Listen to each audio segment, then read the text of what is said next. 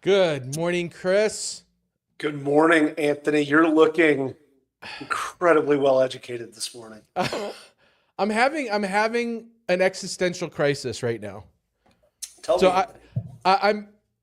We work really hard on this podcast. I spend hours every week putting together the show notes and posting it online, really trying to grow an audience, as you know. And yesterday I posted a post about leaving the toilet seat up, and it has done better than any of our episodes, probably all of our episodes combined. So I don't know why we're doing this. Why don't we just do dad jokes and potty humor and just skip all this like hard stuff? I think it's a great point. Also, why am I getting a master's degree, Anthony? I don't. Right, exactly right. Really, the answer here is shortcuts are the way in life, kids. We don't do things the hard way. Why are we screwing around with the hard stuff? Right. Shortcuts are the way. Anthony, in 1936, Sylvan Goldman, owner of Humpty Dumpty supermarket chain in Oklahoma. You know Humpty Dumpty. You shopped there in 1936, I'm assuming. I had a great fall there. Oh, God, I taught you that softball, and I still laughed really hard. Notice that customers stopped shopping when their baskets got too heavy. Rather than accepting this limitation, he invented the shopping cart by putting wheels on a folding chair with a basket. Initially, shoppers rejected his innovation until he hired to demonstrate their use. Goldman's invention addressed a critical system failure, just like disjointed marketing strategies fail business today. Before you go, there's a little story there. You know where that company wound up? I don't. I mean on. So it wound up being joke. WPP, which is the largest holding firm of advertising agencies. Ogilvy, Gray, all of those advertising agencies. WPP actually acquired my company, largest holding company of advertising agencies on the planet, publicly traded company. I thought you were going to make another Humpty Dumpty joke, and I was trying to. That's a true story. WPP stands for Wire Plastic Products. No kidding. They did shopping carts. Sorry, I didn't mean to divert you, but interesting. No, that is incredible, and I would expect nothing less with somebody with such a high degree. Exactly. College degree. Exactly. Anthony, today on How to Founder, we're talking about creating marketing ecosystems that actually work. I'm Chris Franks. With me today is my incredibly well-educated, very, very professional Mr. Anthony Franco. And we're joined, Anthony, by Angela Frank, no relation to me. She is like, Frank's, whatever. She's a fractional. You're multiple CMO. of you. She's just one. I was going to say, it takes many of me to be one Angela. I think we could all agree with that. She's a fractional CMO who's generated over $50 million in marketing revenue for clients as a founder of the Growth Directive. She transforms fragmented marketing into a cohesive ecosystem. Her award-winning book, Your Marketing Ecosystem, helps entrepreneurs create straightforward, profitable strategies without the burnout. Angela, welcome. Thank you for being here. Did your award I'm hoping your award for that book was more than Anthony's master's degree and his academic excellence award that he got. Well, yes, somebody did read the book and give it an award, but Anthony and I share something in common, which is we understand how marketing works. And so there's actually places where you can No, I don't. submit. I backed into a viral post. I have no idea how it happened. So I'm looking forward to learning. One of the famous lines in growth, Angela, you cannot engineer virality. Angela, tell us, what is the problem here that we're solving? Why is it so hard for us as founders to understand this ecosystem? It seems fragmented. It seems confusing. Help. How can you help us? Yeah, well, I think this stems from a common problem that founders face, which is there is so much going on at any time in your business that it's easy to get pulled in so many different directions. And the same is true when it comes to marketing your brand. So, my whole goal out of our episode today is to give everyone listening permission to scale back when it comes to marketing and focus on the areas that are driving true growth in your business. And that is the heart of everything we do with the marketing ecosystem. I like it. So it's confusing, it's hard, it's noisy, it's difficult, it's fragmented, and tons of buzzwords out there. I Yes. personally like the word synergy. It's a great Synergy. buzzword. Yeah. Syllabus. So, I like syllabus. so you had lots of syllabi when you were getting that master's degree of yours. Wow, I think you're probably going to have to explain that at the end of the episode.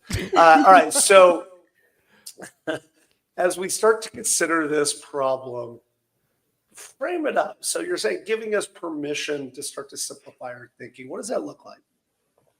Yes. So when it comes to creating a marketing ecosystem for your brand, there's two really important things to start with. The first is the goal for your brand. Now, our whole theme today is simplification.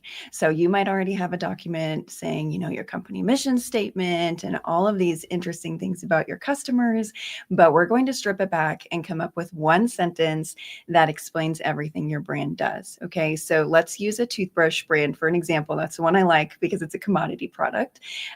Your mission statement could be, or your brand goal, improving oral health worldwide. Okay, we're not getting niche. We're keeping it very broad. This is going to be the through line of everything you're doing in marketing. This isn't something that you share with people who, it's not like a marketing. It's to help you understand what you're doing from a marketing perspective. Once you have that, you need to create your tone of voice, which is 5 words that describe your brand. So this is going to now take your brand goal and make it more relevant to the people that you are trying to help.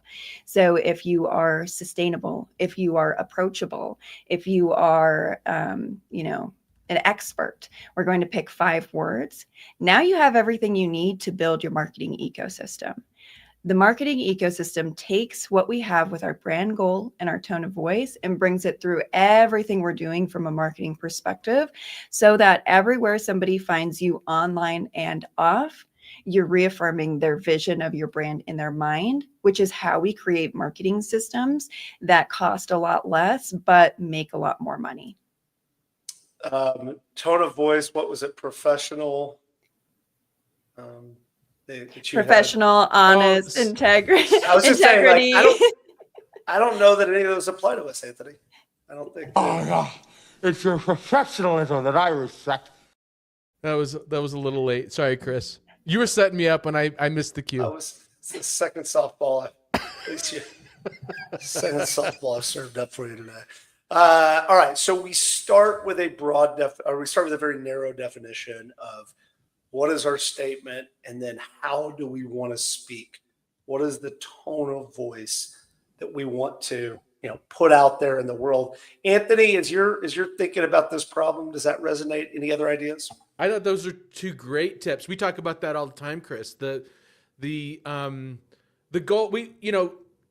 Angela, what's the difference between goal, mission, and vision? Right. So you're saying we have a mission statement, we have a vision statement. Goal is.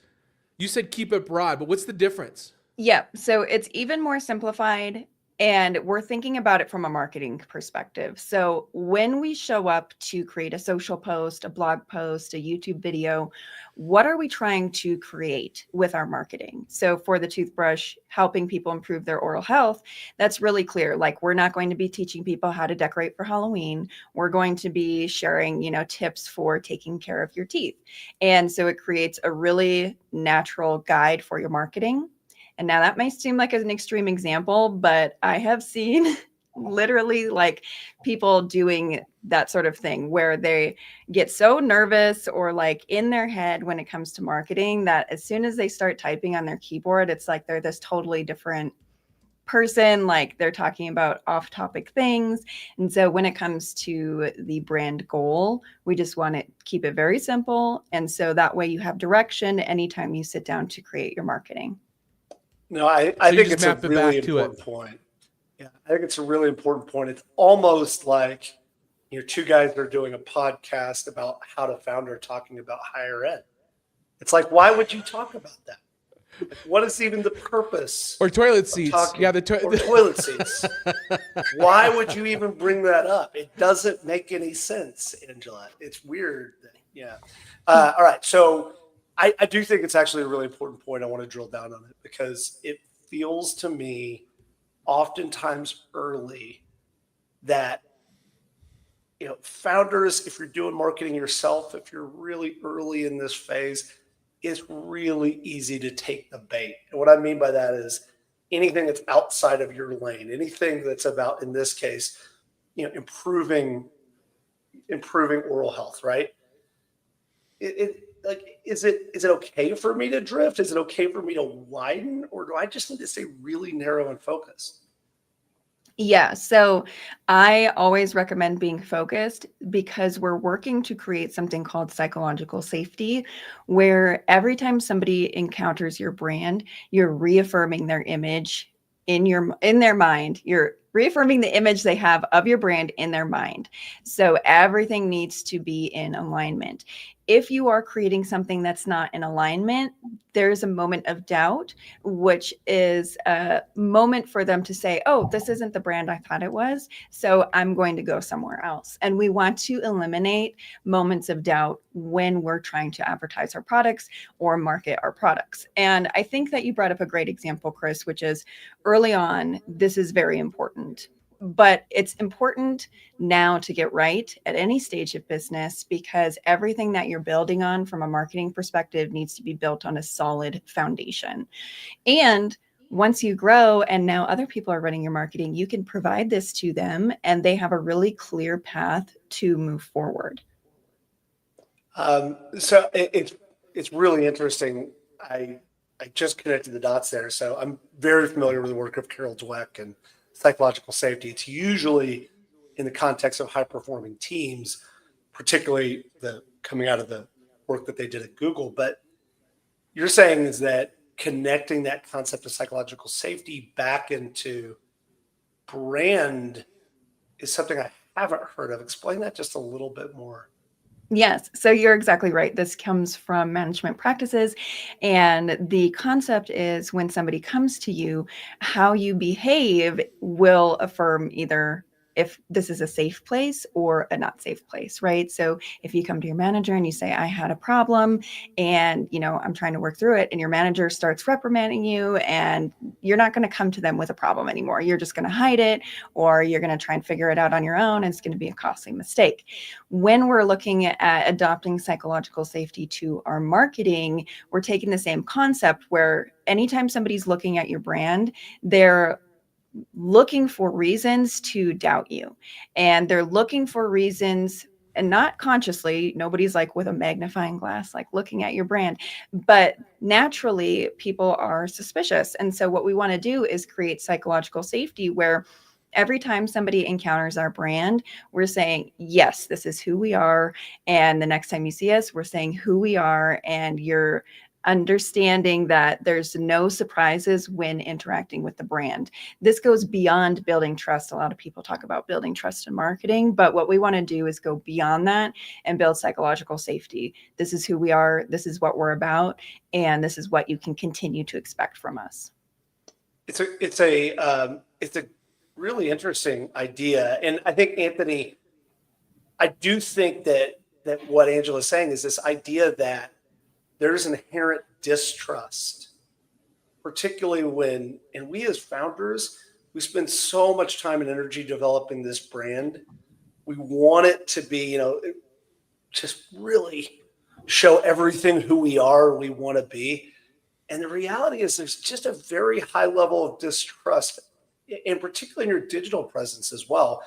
It's so easy to spin up a brand. Anthony, how many have you spun up this morning? 4 or 5? I'm working on my third. So how do you, Anthony, when you're building brands, how do you think about overcoming this idea of the trust and credibility gap or the psychological safety gap? What are some of the tactics you use? I'm very practical about it.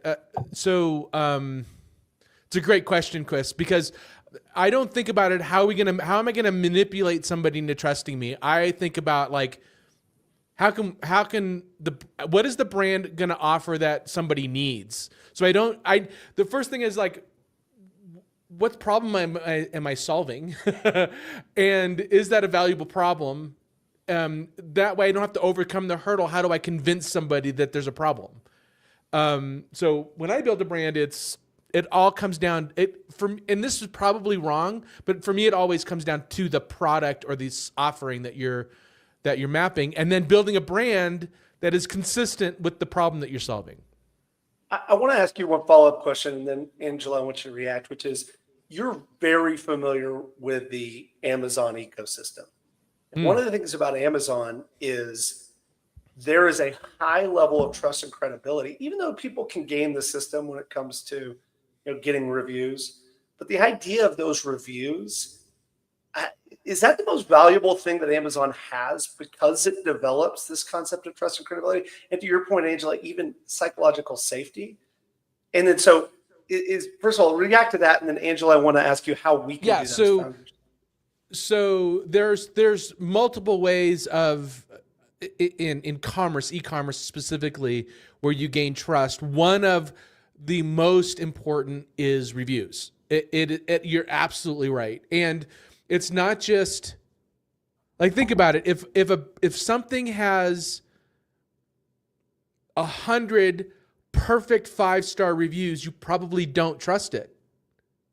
If something has, there's almost like it has to have a little bit of like, wait a minute, how did they do that, right? So it can swing the other directions, but it does when a brand is launching on Amazon. It's 5 reviews, then 10 reviews, then 25 reviews. Those benchmarks dramatically increase your conversion rate. So it does matter dramatically. And then it's like, where is it made? Is there broken English in the in the listing? Do the images look AI generated, or do they look real? Like, there's all kinds of ways to underscore that you're trustable. Again, I don't think you're trying to game people to trust you. You need to be trustworthy. I think it's a great point, Angela. So I love this idea, and I think it's a really important one. How do we do that, particularly early stage? We're not selling into a gigantic marketplace where there's a review machine. What are some of the ways that we can start to establish that, as particularly as we're just getting started, just building our brand? Yeah, I think this is so important. And actually, what we're talking about is kind of 2 pieces to a marketing strategy that are very important. The first that you mentioned was the reviews, and that's something called social proof. And that's something that you need for every brand. But then, Anthony, you mentioned when you're looking at an Amazon listing, of course, the reviews are important, but there's also all of these other signals that are opportunities to either make or break trust. And so that's what we're looking at when it comes to the marketing ecosystem. The marketing ecosystem is all of these parts together and making sure that what we're doing shows how great our product and our brand is. And then, of course, we want to have the social proof to back that up. But like you said, Anthony, if they have great reviews, but there's broken English and the product images look AI generated, reviews aren't enough to carry you through. And so that's why we want to have a through line with everything that we're doing on marketing, to make sure that everything that they're seeing reaffirms the vision that they have in their head of our brand. And so when it comes to adapting this for an early stage founder, you want to just sit down and make sure that you have your brand goal and your tone of voice so that everything you're doing is consistent. As soon as you can get some social proof, start sharing it, because people want to know how great your product is and they want other people to affirm that, right? How do you get social proof? How do you get, ask. when you're starting out, how do you, or even if you're not starting out, there's a lot of companies that are marketing and they still don't have any social proof and they've been around for 10 years. How do you build that? You ask, like straight up. And it feels weird to ask at first, but that's what you do. You say, okay, great. If you're a service-based business, you find the point where they're still engaged with you enough where they're incentivized to leave a review. You ask at that point. If you're a product-based business, as soon as they get it and they have just enough time to be wowed by your product, ask then, and make sure that you follow up on anybody who hasn't left you a review. And, people are busy and they're going out of their way to leave you a review. Don't spam them, but make sure that you're following up so that you can get their feedback. And it's important not only to market your brand, but to understand how people are using your product or service. What do they care about? Reviews and testimonials are like this whole other great element of your marketing, because somebody might be using your product in a way that you never even imagined. And so that's key to you, that you could maybe start incorporating this into your marketing messaging. And so reviews are great for building trust, but they're also a treasure trove of information for you as the founder. So I'm going to stop at this point, Chris, and just say that was extremely valuable. Therefore, everybody listening needs to stop what they're doing right now. Go to Apple Podcasts, search for How to Founder, and leave us a great review. We'll wait. Oh, yeah, exactly. We'll just, we need like the elevator music. Actually, the tact I was going to take, Angela, was, it's almost like, an actual college or university will establish trust and credibility with a degree versus one that's made up with, it's funny. It's not made up. It's not made up. I have it it's embossed. I have a master's degree that I paid almost $500 for. I don't know why you're giving me so much flack over it. It's real. I mean, the fact that you have a transcript is the one that makes me. And an laugh. ID. I have a student ID. Student ID. And I mean, I can understand somebody paying $400 for that if they actually needed it, but you just did it because you thought it was funny. That's really. Yep. Yeah. And to just mock the fact that it doesn't matter. I don't think. Anyway. Thank you for making my whole life a joke, Anthony. I appreciate that this morning. This is great. All right, Angela. So let's talk about the ecosystem. What do we do? So I understand we start with a concept, a single sentence. We try to stay very consistent with that. We try to establish what I call trust and credibility. You call psychological safety. We create social proof around that. What's next? How do we start thinking about now? What are the tactics? How do we stay aligned? Yes. So the first tactic is making sure that you have a source of truth when it comes to your marketing performance. Setting up a basic marketing dashboard is key. I see so many people who do not have this set up. And so when you don't have data, you're not making the best decisions for your brand, and you're probably wasting a lot of money.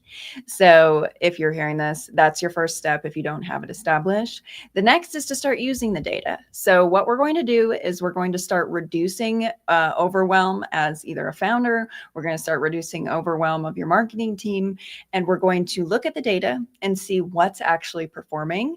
We're going to lean in there and we're going to cut everything else. And I know that's a little bit contentious, but it's a great point, though. I mean, you hear well, I have to be on Twitter. I have to be on Facebook. Well, why? Right? Yeah.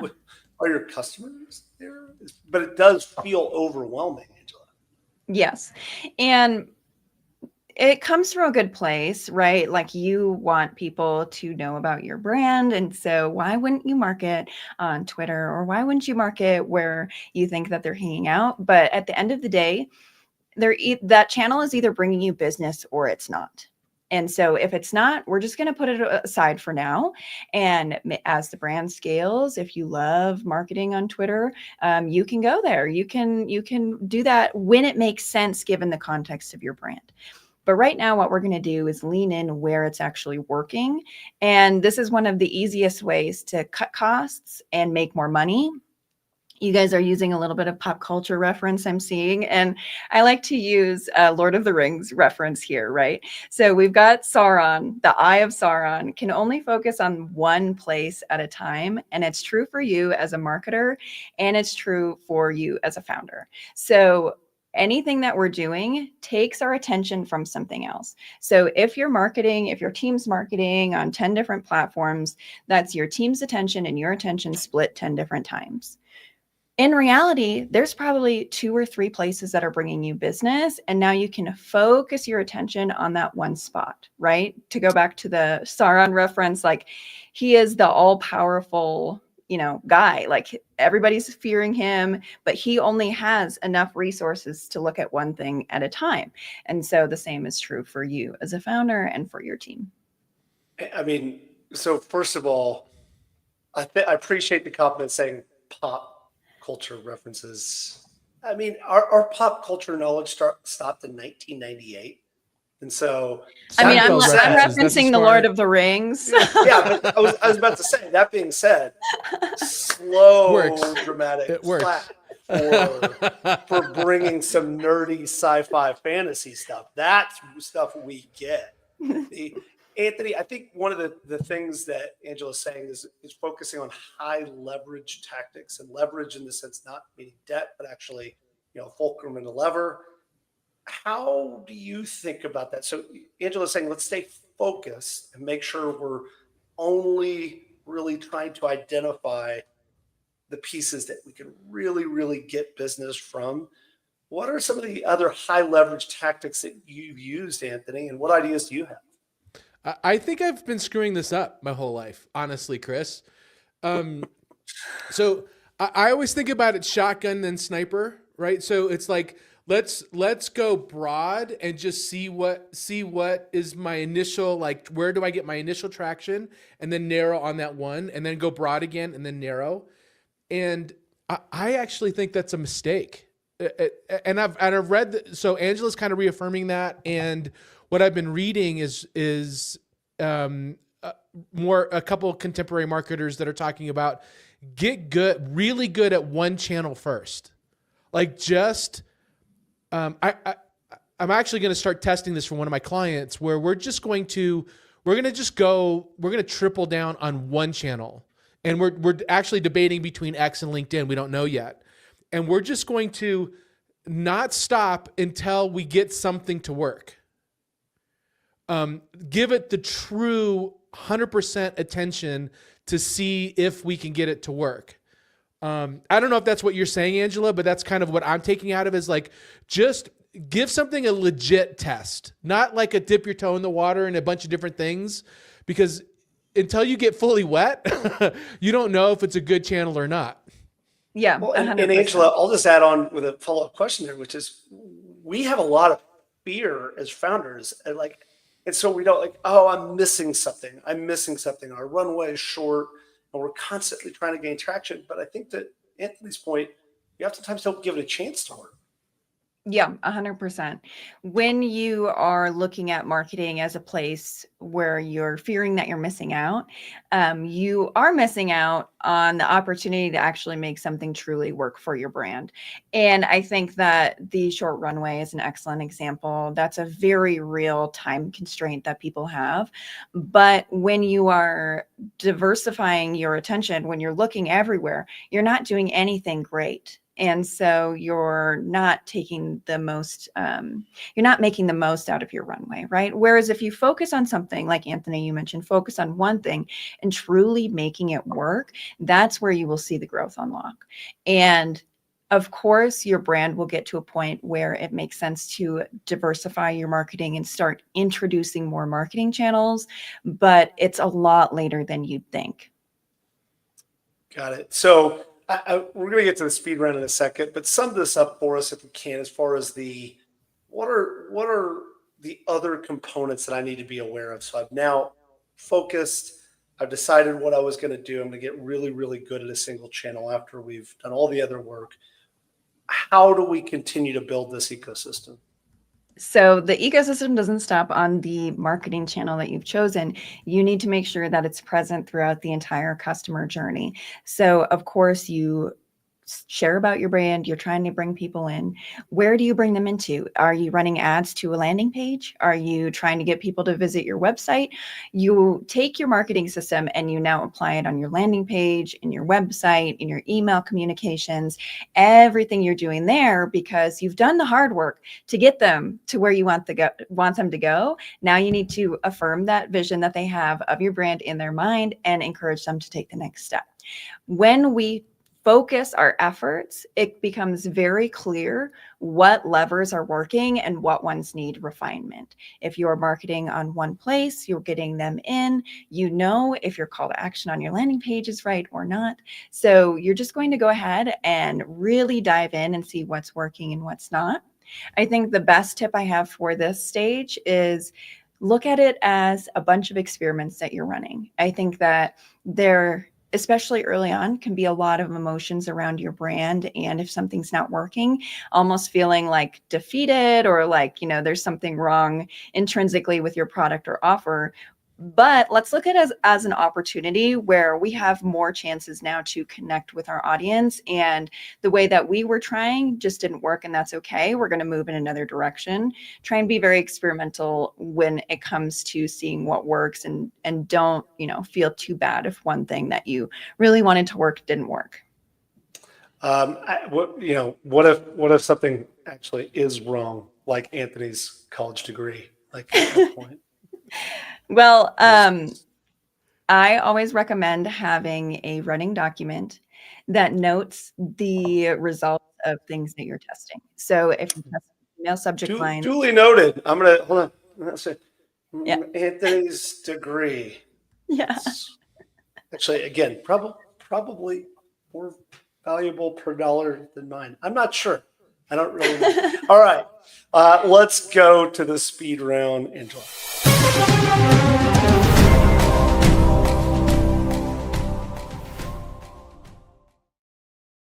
Such a fantastic graphic, Chris. Well done. It is really good. I still get excited by our speed round. Angela, for a very long time, I was like, let's go to the speed round. And it was like, no. well, I like it. I feel like I'm we invested. The stakes are high, Angela. Right. The stakes are very high. All right. On building that graphic. All right. Email marketing, social media, which should be the foundation of a starter marketing ecosystem? Email marketing. Is it better to perfect one channel before adding another, or develop multiple channels simultaneously? You've already answered this, but let's do it again. One channel. Should founders outsource their marketing ecosystem management or keep it in-house? Softball. Yeah, You're asking the barber if you need a haircut. Well, doesn't work for you, Chris. But exactly. Right. No problem. You need to hire Angela is the answer to that. Sorry, Angela. I'm interrupting your speed round. You go ahead and answer. Yeah, exactly. No, Whose okay. speed round is this, Anthony? I say keep it in-house, meaning don't necessarily outsource the management to an agency, because they're not gonna. It's like the focus problem. They're not gonna have enough focus. You need to have a true partner running that. And so you can then. That sounds good. Does an effective marketing ecosystem require significant technology investment, or can it be done with basic marketing tools? Yeah, it can be done basic. All right. Are marketing ecosystems more important for B2B or B2C? Both. I like it. All right. Yeah. Good conversation. Anthony, what have you taken away from today's conversation? I took start by scaling back. You start with two things: a goal for your brand. We talk about this quite a bit, but I think Angela did a great job of like making it higher level, and then create a tone of voice, which is simply 5 words that you kind of want to reinforce from a tone perspective. You are reaffirming your customer's image of your brand in their mind every touch, and the way Angela put it is you're eliminating moments of doubt. Like you're retiring doubt is what you're doing. Which I really like that positioning of it. Social proof establishes trust, but it's just one component. Create a marketing dashboard, measure effectiveness, and then actually keep what works and doge the rest. It's a verb now. That is just sickening. All right. Deep dive recommendations. Building a Story Brand by Donald Miller.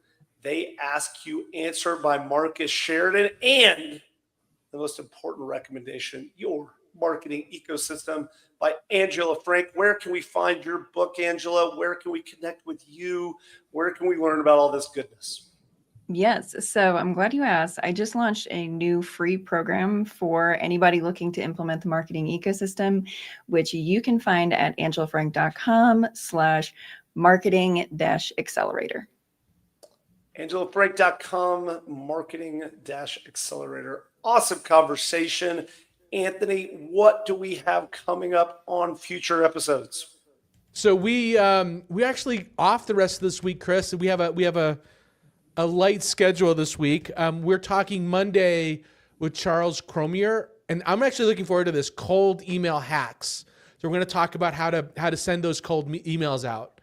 Again, Angela, this is a really good conversation. I really enjoyed it. Thank you for participating with our stupid dad jokes and bad puns. Everybody, and just thank you for tuning what the in. heck is the worth of a college degree? Like, again, it's just like an existential crisis. I apologize to Chris for throwing him into an existential crisis. I really do apologize. But just that alone was worth the $500, Chris. I have to tell you. Oh, it's a good point. Yeah. Everybody follow us on howtofounder.com. Just go to howtofounder.com and follow us on your favorite channel. Please remember to leave us, subscribe and leave us a review on Spotify and Apple Podcasts. Until then, we'll see you next time. Thanks, everybody. Bye.